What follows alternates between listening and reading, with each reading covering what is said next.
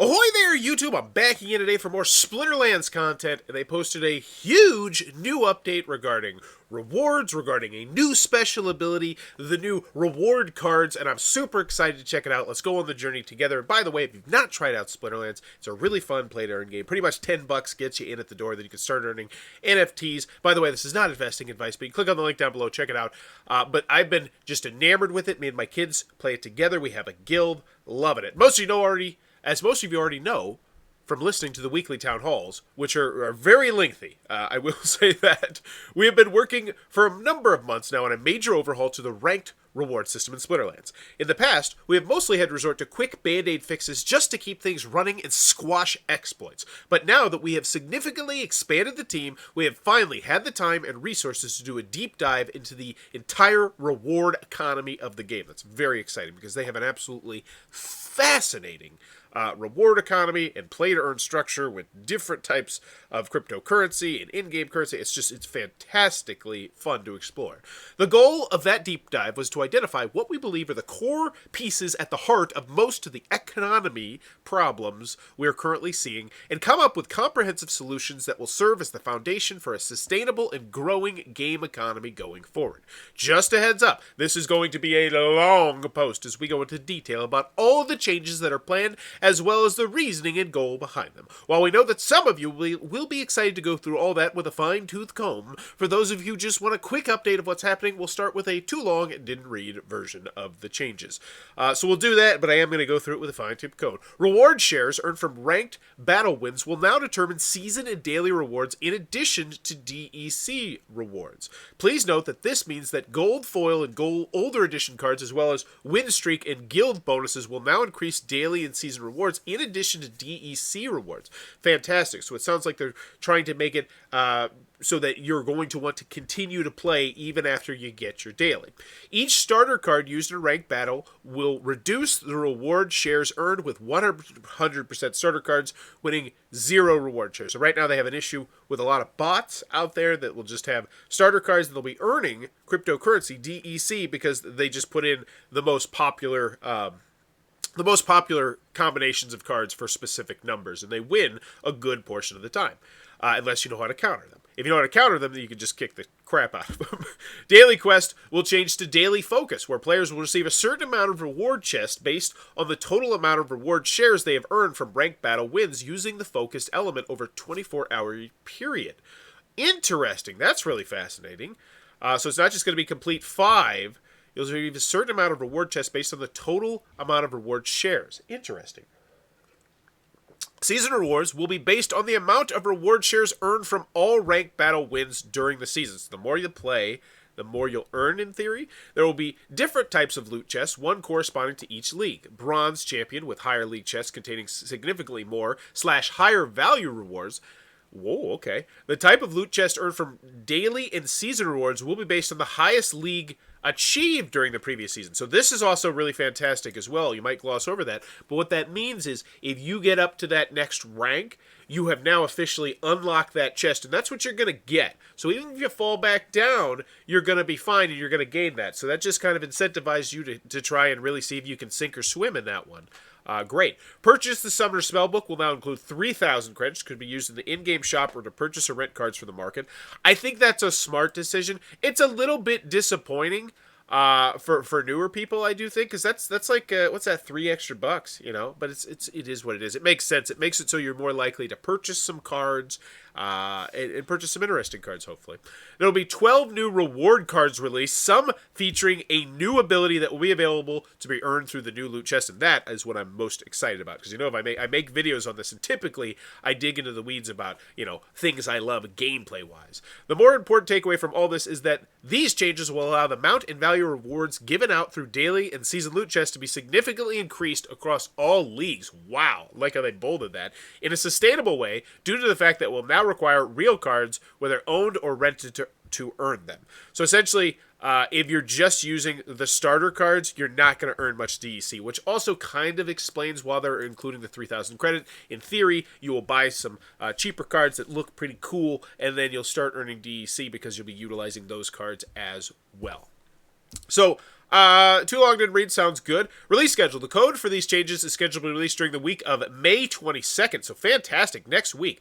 However, the new reward system, including the new season and daily focus rewards, new loot chests, new reward cards, etc., will go into effect automatically at the beginning of the new ranked play season starting on Tuesday, May 31st. So this will be something big in June. Okay. Please note that the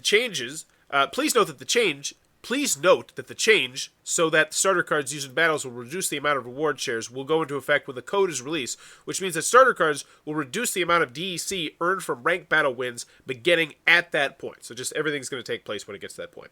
All of the other changes will automatically take effect when the new ranked play season begins on the 31st. If players have an outstanding daily quest when the new rank reward begins, they will need to complete the quest or request a new quest in order to begin their daily focus. Okay. Starter cards. The key takeaway from the economy deep dive was that the starter cards, the cards that are able to be used by all players in battle, even if they don't or haven't rented them, are one of the core underlying issues causing many of the economic problems seen in the system to date. The issue is that the starter cards are unlimited, in the sense that there's no limit to the number of accounts that can be created, adding no value to the ecosystem and have a claim on the reward pool. This means that as more and more accounts are created and are playing with starter cards, more and more value is being removed from the reward pools without any value being put in. So you get the $10, and then you literally just you'd get a bot, and it would just play all day, and it would get DEC. Now, granted, the amount of DEC you get goes down progressively, but still, I understand why that's a big issue, because if you have hundreds or thousands of those bots, that's pretty lucrative. The initial thought to address this was simply to remove the starter cards completely and require that players either buy or rent cards in order to play the game. That is, they missed a bullet there. They missed a bullet there. I'll be very frank. That would kill this game. If that was the decision here, I would honestly try and sell my cards as quickly as I could and just play. Actually, I don't know. I really enjoy the game. Yeah, I think I'd sell it and still play the game, but then I would just play it in a much slower clips. Because I just think that would completely kill new people, having to purchase those cards, because that goes from this being a $10 very approachable play to earn NFT game. And that's what one of the beautiful things I think about Splinterlands, even though they do need to polish that damn mobile app, is it's so easy to get into. It's just $10 on PayPal. A huge portion of the world has PayPal. So I'm very glad to hear they did not do that. Was to simply remove the starter cards and require players to either buy or rent cards to play the game. But that provides a much worse experience for new players and would lead to situations where players entered into a match and then have no cards to use and are forced to surrender. Yeah, that wouldn't be fun at all. After more thought and significant input from team members, we have settled on the solution that starter cards would remain in the game but would reduce the amount of rewards earned from ranked battle wins in the same way that gold foil and older edition cards increase the rewards from ranked battle wins via the reward shares mechanisms. If you weren't aware, you use gold cards, you get more DEC. Same with, I didn't realize the older cards did that as well. The way we were able to achieve both goals, starter cards, which I do like that basic idea, though, because that also incentivizes you to say, all right, fine, I'll spend the $4 on this one card because hopefully it's going to gain me more DEC and wins, and I like that. This way, we were able to achieve both goals. Starter cards would no longer have a claim on the reward pool, and we can still ensure that players always have enough cards to play a battle. So, reward shares. Here we go. Look at it. We're getting formulas. Currently, the DEC rewards for ranked battles are determined by an amount of reward shares, R shares, earned by a player for a win. The number of R shares earned is based on the following formula. R shares equals rating. Yeah, we're done.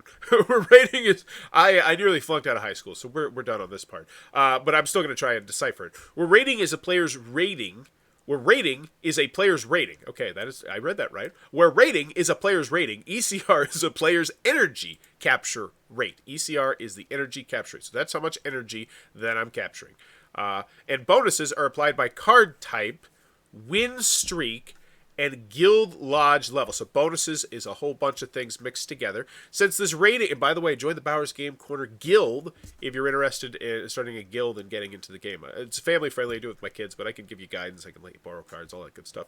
Since the rating is cubed, that means the higher ratings earn significantly more R shares than the lower ratings. So the best way to increase your R shares earned quickly is by increasing your rating. Please note that rating is capped for the maximum by the maximum for your league. That means that if you were in Bronze 1, your rating will be capped at 1,000 for R shares calculation, even if your actual rating in the game is above that. That's one of the things that does annoy me, because right now I'm certainly sitting in a position where I'm ready to go into gold. I kick the snot out of everybody. It's all right, you're clearly ready to go into gold, but I don't have enough. I don't have enough of the cards. I need to get more cards in order to get into gold, and that's a little bit discouraging. So hopefully one day they find a way to deal with that wall. Maybe if it's just that it's like purgatory, but only for, maybe it's like, I don't know. We're rating. Maybe it's like a spot in the middle for the people who don't have the power but still have the skill, and then maybe you could potentially just make that area just a teeny bit better, but not as good as gold or something like that. Please know that the rating is capped for the maximum of your league. Yeah, I get it. Where starter cards is a percentage of the winning player's cards in the battle that are blah, blah, blah, blah, blah. So this is all about how you're going to earn more crypto DEC while you're playing the game. Good. So it's going to go higher. I'm going to go too long, didn't read on this particular one because we're just getting so deep into the weeds with the math. While this change works very well to reduce the amount of DEC earned from ranked battle wins by players using starter cards, it won't do anything to reduce the amount of daily quest and season rewards that players can earn using starter cards, which account for the bulk of the overall rewards in the system. So they're saying, hey, you're not going to earn as much DEC, but you're still going to be able to get starter cards, you're still going to be able to get your daily chests, and by doing that, you're still going to unlock and gain more cards and more DEC and more credits, and potentially, if you're lucky, more packs, which will then allow you to start utilizing those cards more. And I think this is a clever workaround. I still don't, because now essentially you're saying, oh, you're going to run a bot. We're not shutting you down, but you're going to have to invest more money into this game. You're going to actually have to buy these cards or get really creative and start making some creative decks that you think are going to win, which I need to be a bot maker. One thing that we noted above, but want to repeat here, is that this means that going forward, the use of gold foil and older edition cards of battle, as well as being on a win streak and benefits from the gold Guild Lodge will increase, not only your DEC in ranked battles, but also your daily quest and season rewards. Okay, so that is a new thing. Cool.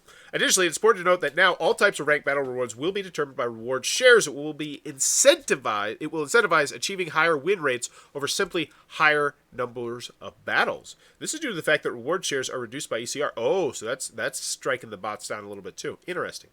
So season rewards. Ooh, fancy new chest. The reward shares earned from every ranked battle win during a particular season, no matter what element or cards you use, will contribute to players' season reward SP for that season.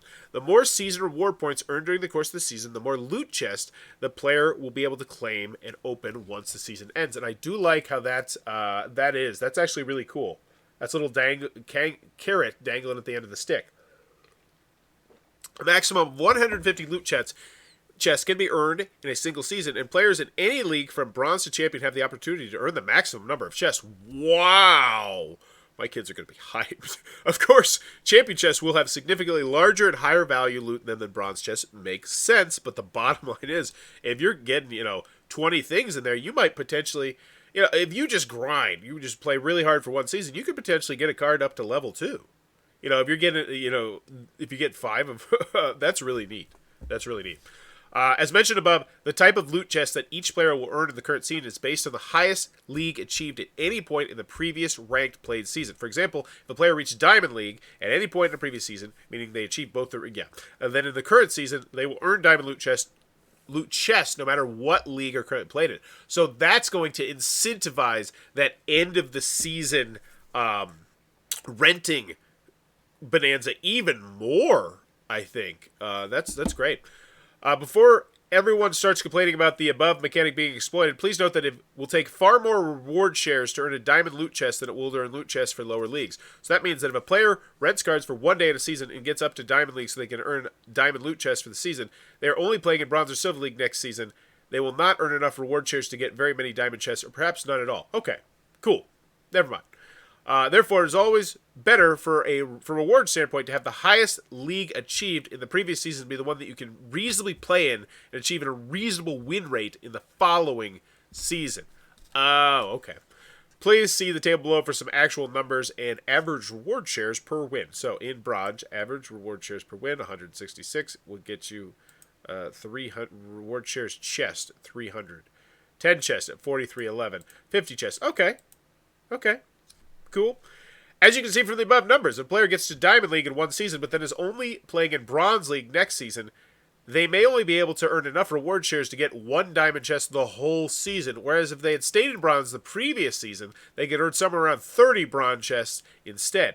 actually, so it looks like it's going to do the exact opposite, which is hopefully not make that crazy feeding frenzy at the end of the season. Unless you're like in a position like me where it's not necessarily about the skill level, it's more about the card level. That's interesting. One of the additional issues that the new system resolves is that previously, since I'm trying to just see if this is what this is going to do, and that's just, like, I love the fact they're taking big swings and big changes here. One of the additional issues that this new system resolves is that previously, since season rewards were based on the player's league at the end of the season, once a player achieved a high league, they would hesitate to keep playing for fear of dropping back down before the season end and receiving fewer rewards. Yes. With the new system, since the next system's chests are based on the highest league achieved at any point, I get it. Daily focus. This is exciting though. Because the daily quest system right now, it's okay, but I definitely think it could be better. The daily quest will be renamed to Daily Focus and will work very similar to the new season reward system described above. Each daily focus will last for 24 hours and will focus on a specific element or splinter. The reward shares earned from every ranked battle win during that 24-hour period using the focus element will contribute to players' focus reward points. The more focus reward points are during the 24-hour period, the more loot chests the player will be able to claim and open once the period ends. Each player's current daily focus element will be available in all ranked battles that player plays during the 24 element where the focus is active to ensure that players always have the option to use their focus element. Fascinating. I love that. That's a very welcome change. They're saying, all right, so you will always be paired with someone, or you're always going to have the opportunity to, say use red or use undead or use light in every single battle that you do ranked, which is nice because currently it's not that way. So you might be like, I'm one away from my daily, then you might get 2 in a row where you don't get to use, light, and that kind of stinks. Love that idea.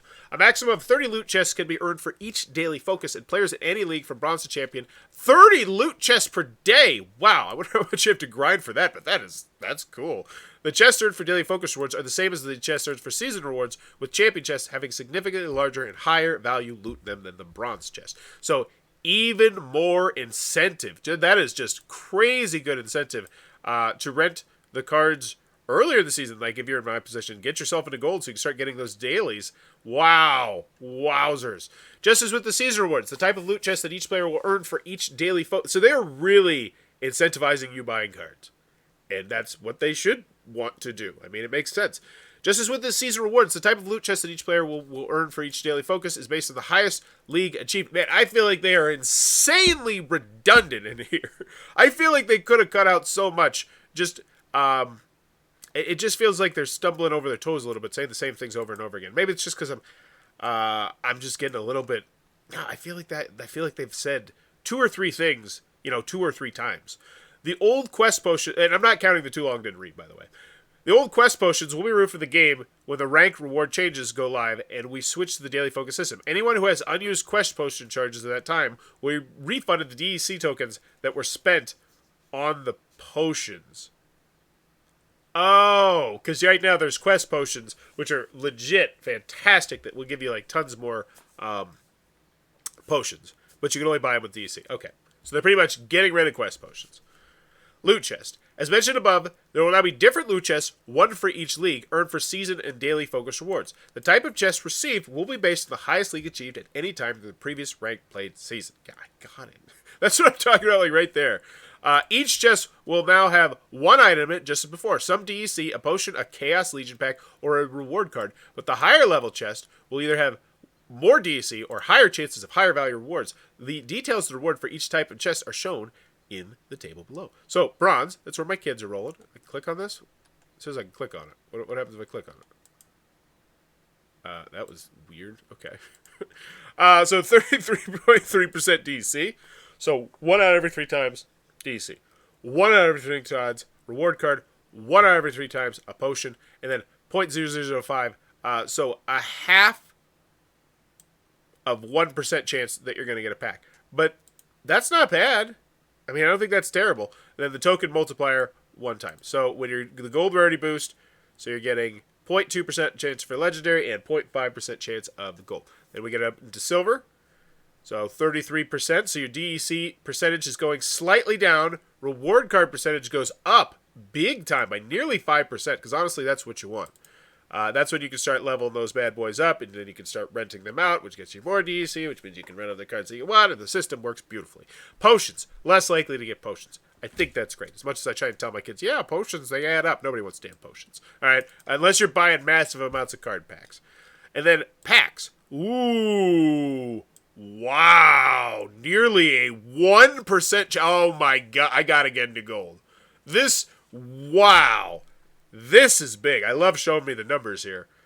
So nearly a 1% chance to get a pack in silver. But then when you get to gold, a 2% chance. So in theory, 1 out of every 50 reward chests you get, and you can get, what it was like, up to 30 in a day?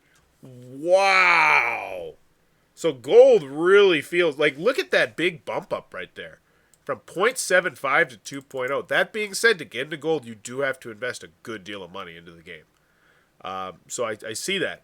And then the token multiplier. Wow. And look at that. That ramp up from silver to gold is just absolutely massive. And then gold / rarity boost. 50%. You go from 0% to 50%. Wow. So 1.2% chance to get a legendary and a 3% to get a gold foil. Wow, that's fantastic. Then we get to champions. Wow, that'd be awesome. One day. The percentage for DEC reward cards, potions, and packs shows the chance of a single chest of the type containing the type reward. The token multiplier is a multiplier on the amount of DEC that can be earned from the type of chest. The formula for the DEC rewards in the chest will be the same as before, and then the token multiplier will be applied on top of that. For example, if a chest previously could get 5 DEC, then a new bronze level chest would get the same 5 DC, since there's a 1 multiplier, but a new Silver League chest would get 10 DC. So pretty much my kids are going to be even more jealous because how it works is when someone in my house gets a daily, they'll be like, everybody gather around, and we open it, and the kids get excited or disappointed based on what they get. And they're at the point now where it's mostly just excitement. But mine are routinely going to be even way better. A new champion level chest would get, I'm not there. Here we go. Oh, I want to get there. I want to get there so bad. But last but not least, each type of chest gets an adjustment to the chances of receiving a legendary gold foil reward, which is labeled as... Yeah, I read that. Okay. New reward cards. This is what I'm talking about. 12 new reward cards plus a new ability. So presumably 3 legendary, 3 rare, 3 common, like they've done before. I like it. Okay, we will be releasing the stats for these new cards periodically between now and the release. Sorry to disappoint anyone hoping to see them right now. So we are going to get 12 new cards dropped on us in the next 16 days. I am hyped. You can expect to see a video probably on each one of those cards. Breaking down my top 10 cards that I'm excited to try it with. So stay tuned for posts about them in the near future. We don't want you to leave empty-handed after reading this far, though, so we'll go ahead and announce the new ability, Reflection Shield. Ooh, the Reflection Shield ability makes the character immune to all indirect or reflected... Damn, what the hell was that? What are you doing? Chance... Oh, I don't like that. Not a fan of this.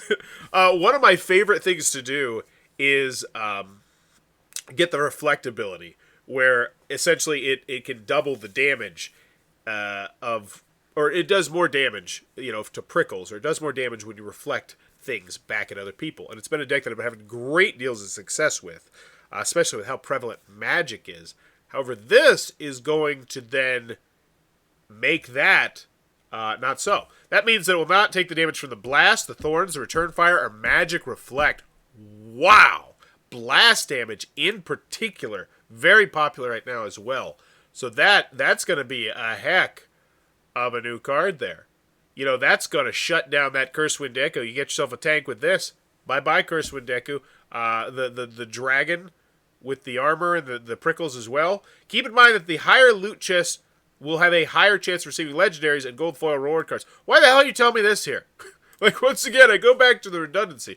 Keep in mind that the higher loot league chase will have a higher chance of receiving legendary and gold foil reward cards. I know we've told you that 13 times now, but we're telling you again here, where we're actually talking about the ability. So if you want to pick up some of the 3 new legendary cards that will be released, you'll want to rank up as much as possible. Okay, they're dangling the carrot. Ongoing changes. The Splinterlands team is extremely excited about these changes, as well as is what we feel address some of the most important issues with the game economy currently. But we want to be clear that we don't expect them to address every problem. Additionally, while we spend a lot of time trying to think through all possible angles and use data analysis to arrive at the initial numbers and configuration parameters used, we don't expect we will have gotten everything perfect on the first go-around. We want to assure the community that we are committed to closely watching the results of these changes as well as listening to feedback from the player community to fix any unintended issues to continually improve the product and the ecosystem. We are also going to be looking at making future improvements and changes to other parts of the game economy to try to further increase reward potential, yada yada. We're going to make it better.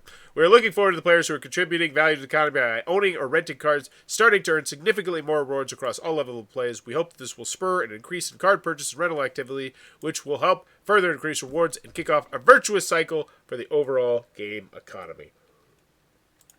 Check out the comments. I imagine they're going to be overwhelmingly positive about this. Oh my gosh, this is going to be huge. I love how you address most of the pressing issues we face in such an elegant way. This really rewards the players with cards, and I think our player base will be blown away when we see how awesome the system is. Fantastic job, a major home run, almost as big as the SPS introduction in my opinion. I think it's bigger than the SPS introduction personally, but then again, I look more towards the actual gameplay and less towards the overall ecosystem. Nice. That is what we've been waiting for a while. Can't wait to test the new way to earn the rewards from the game. Hopefully this will improve the player's experience. I'm more excited about the abilities. Please add blind matchmaking to the list to reduce win trading. I feel like match history provides a bigger advantage to bots than it provides to human. Plus it facilitates win trading. Blind matchmaking would make it extremely difficult for bots operators to win trade. That sucks. That really does suck, but I think they have a point there. While I do love the aspect of looking at the previous thing and scouting out and being like, all right, so I'm probably going to have to try and counter this or that or the other because I think it really adds a unique and interesting element to the game. But bot-wise, I get that. I'm pretty sure you can see what millisecond you are. You can see what millisecond you are matched up if you run a bot network, and this would not matter at all. If it would, however, make the game less interesting to play for humans, as you would remove all elements of counterplay. It would be a game of knowing best possible lineups for different upsets. Yeah, I agree with that. It's rare that I'm hyped, but this is one of those times. Let's go. So lots of people excited. Awesome. So that was the new update for Splinterlands. Final thoughts on it. I'm a big fan of that. I think they got a lot of good stuff going there. I think they're really incentivizing people to get to that goal. In order to get to gold, you're going to have to invest a good chunk of money. But it still seems like they're making silver and bronze much more enjoyable for the people there. I think starting off with 3,000 credits, I think that's a great idea as well. And because that essentially breaks down to what, $3 in game. So I kind of want to see what they could get with that. Oh, I can't. You're so dumb. You're so dumb. Okay, whatever. Anywho, that was the Splinterlands Ranked Rewards update. Let me know what you think about these updates in the comments down below. Let me know what you think would be the best improvement that you could make to Splinterlands. And as always, thanks for your time, YouTube. Bye-bye.